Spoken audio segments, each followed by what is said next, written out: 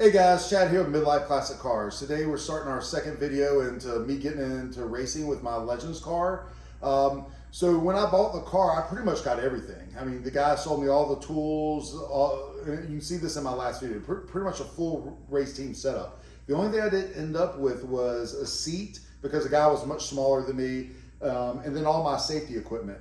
And yesterday I drove down to Mooresville and went to Carolina Racing Supply. I think they're a distributor and then they sell online themselves, but they distribute to other people that set up at tracks. This place was awesome. It was a new shop. I'll put a link down below for them. But I worked with a guy named Tyler. He races Legend car, used to race Legend cars, races other circle track and done a lot of racing. And it was great to go to a place to actually ask somebody for help that's actually done it. And so he gave me tons of advice. He even gave me some basic setups for the car, some people to talk to about wraps, and he was awesome. Like, he made the whole deal great. And I was planning on going to a couple different shops to go look for equipment, but he took care of me in one stop, let me sit in the seat to test it and fit it. We tried different seats. He took me in the back and let me try on different suits to find the suit that fit for me. As you see, I pretty much was race equipped everything as far as my racing suit and shoes and gloves and everything like that. I got a Simpsons Han style device. It's the one that goes down below and wraps around you. I don't know the proper name of it. High performance engineered restraints. But I'll show these a little bit later. The main thing today is we've got to get installed this Kirkey seat that I bought from them. I got kind of what they call the medium of the line Kirkey seat. It's got the head brace and it's built really nice. It's got nice padding in it and a little bit of extra room for me to put some extra padding because like I've said before, I've shattered all my ribs before, and your ribs are supposed to, or your bones are supposed to grow back stronger when they heal, but still it's like I have little parts of just discomfort. So I bought a seat where I can just get a little bit extra padding in there and stuff it to help me with the ribs. So we're going to get installing that today. And they were nice. They gave me a free shirt. It's called Tomcat Performance. I think this is their performance line of stuff, but check them out. And like I said, I'll put a link to Carolina Racing Supply at the bottom of the video, and you should check them out. Definitely want to support them and everything. So I'm going to go get the seat ready and start getting it put together and see how that goes. So at this point, I have the seat assembled here, but it looks like I'm gonna have to fabricate or get some spacers to mount it. Luckily, I've been asking online for help. I have the bar that goes across, and I could put spacers between, if I mount the bar here, and I put spacers in between here and here and here. Or I just had one guy send me a video where he put a spacer in between here and mounted this to the side seat. So I'm waiting to see what people think about that as far as the passing regulations. But in the meantime, I'm gonna move over to starting changing the rear end because I found out or had one guy tell me that I need to run the 390 rear end for the Cookout Series at the Sharp M Speedway. So I'm gonna get started in just a minute here getting this rear end removed. Hey guys, last time we got some video, we were working on the car in the shop. I had tons of little issues getting the seat in, but I got it in. I couldn't get a setup, so I'm hiring someone to help me with my setup here at the track today. And this is gonna be my first race. I'm gonna run, there's a beginner series that I'm gonna run that's for people that have never run before. It's even below like the Masters. So I'm gonna run that, just trying to get some seat time. I don't mind if I have to sit in the back of the pack and just cruise around because I mean, I don't even know how the brakes work. I've never had a chance to drive this at all. Unfortunately, I couldn't get the car ready in time to make it out for their practice day. And so hopefully today we're gonna get me a setup and start seeing how that feels. And then next week, Monday, I'll come down for a practice day, keep working on the setup, and then Tuesday run another race. So that's kind of my goal right now. I did pull the stickers off. I had to do some masking tape. I'll show you some more of the car in a minute here. But everything's going pretty good. Just changed the shocks off what the guy recommended. And I'm just waiting a little bit to get in there to have them put it on their scales and everything and set up the car for me. So I've got about an hour before track opens. Hopefully I'll be able to get out there. If I don't get to run today, I'm okay with it because my whole thing was just to get here today with the setup because the setup's such a big deal. And you could tell when you look at my car, it sits nothing like the other cars. I think the guy that I bought the car from, his last thing he did was drive it, do a test day on dirt. And this car is just sitting incredibly high where you see, I can stick my arm through the fender and tires when it's sitting on the ground. And all these other cars, I can't even get a finger in there. So obviously the car is sitting too high. But even if I don't get to go out today and race today, I'm okay. Like today's about getting the setup, and then next Monday's for practice, and then the next Tuesday's for race time.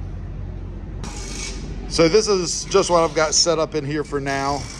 You can see, like, I don't want to get the car wrapped yet because of, in case I just can't do it and then don't enjoy racing this. So I just did my numbers on there. I was able to get my high school football number when I used to play football for West Charlotte. So that was pretty cool. But yeah, this is pretty much where I'm at. Cars in the air on the scales. You know, got my little table set up here with tools. I'm definitely going to have to get a rolling bin at some point to work on the car. But you can see we're out here. And they got the car up on the lift. I got my scales ready, but I have a feeling they're going to use their scales. But man, there's some big setups here, which is really cool. Like this guy, he's got this. I think he's only got like one Bandolero in there. He might have more cars, but I only saw one Bandolero sitting in there. But that's pretty wild. But this is where I'm at. Brought my father here, wearing the old school Midlife Classic Cars t-shirt today. We'll have to get the new ones. And this is what my trailer looks like. It's kind of a mess right now, but we'll have to get her straightened up. And yeah, if I'm really going to keep doing this, I'll definitely improve all this and, you know, make this to where I have a rolling cart and stuff. But anyway, I'm going to get ready and talk to you guys in a little bit. Well, this week didn't really go as planned, but I had a great time and learned a lot. I didn't get on the track at all. We went down Monday to Charlotte for the Cookout Series. And I couldn't find out information about tires or what class to run, so I decided just to go down and learn. And luckily I did. I learned that maybe running the Master Series off the rip was not the way to go. They have another series that's for beginners. It's not the Condor. It starts with a C, but it's for beginners, anyone of any age that's like their first time turning laps in a legend car. And so we went down there and realized that was the series to run and everything. But the one thing I learned while I was down there is my car current setup looks nothing like any of the cars down there. And I don't have a setup for the car at all. I asked around looking for a basic setup, and no one was really sharing or giving advice. And what I'm finding out with oval racing, people don't share setups because there's so many people out there making a living, like someone we're going to talk about in a second here, giving setups for people and setting people's cars up. When I used to race motorcycles, it was actually quite easy to set up a bike. Obviously, 2 wheels is easier than 4. And I just had to figure out what my weight was, put the correct springs in. You know, I could make some adjustments to the rake of my fork, some minute adjustments, rebound, compression. It was actually really easy to set up. And that's why when I bought the race car, I was like, oh, I've set up motorcycles. This will be so easy. It's not. It's not at all. I couldn't even figure out what type of spring to use. It's not like you can be like, oh, you're a chubby dude like me, use these springs. It just doesn't work like that. And one thing I'm realizing with moving to 4 wheels from 2, you know, there's a huge difference between a flat track, a track that has bank, and then a dirt track.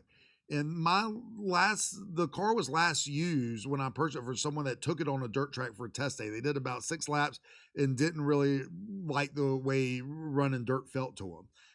And that's how I ended up with the car. So my car was just jacked up in the air, way higher than any car you saw there. The springs in it were way stiffer because you could rock my car and my car would sit still. But if I rocked a car that was at Charlotte, it would bounce. So on Monday, I looked up and got introduced to someone by the name of Josh Williams, who races in the NASCAR Xfinity Series. He races for Alloy? I'm looking over here. Alloy Employer Service, and for the DGM racing team.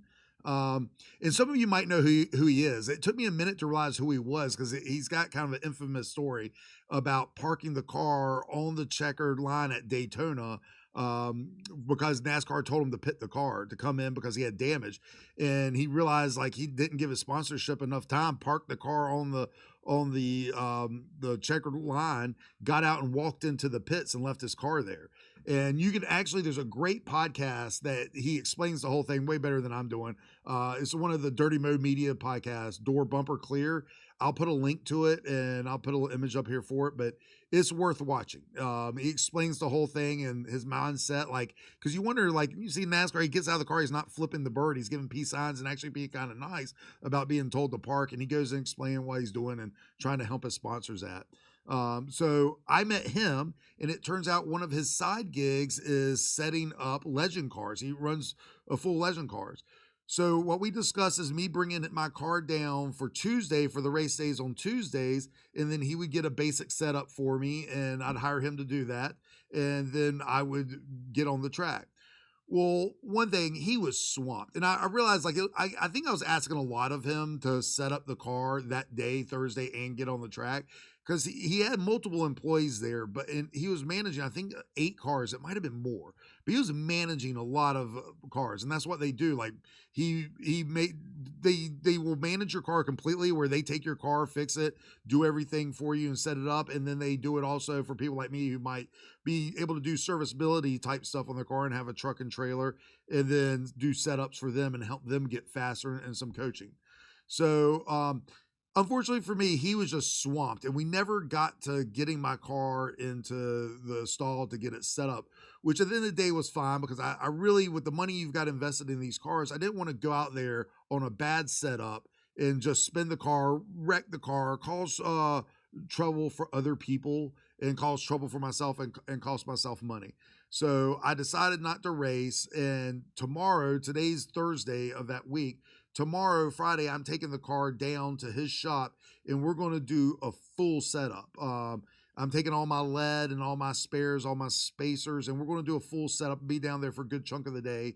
And then hopefully next week on Monday, I'll do a practice run, and then for practice days, and then multiple practice days, practice runs. And then on Tuesday, hopefully that'll be my first race in the car.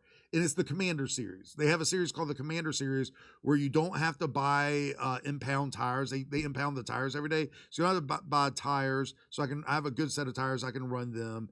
And it's a great beginner. I'll probably run that once, see how I feel about the car after having Josh help me set up. And then that week, Josh is going to help me get the car faster and set it up for me.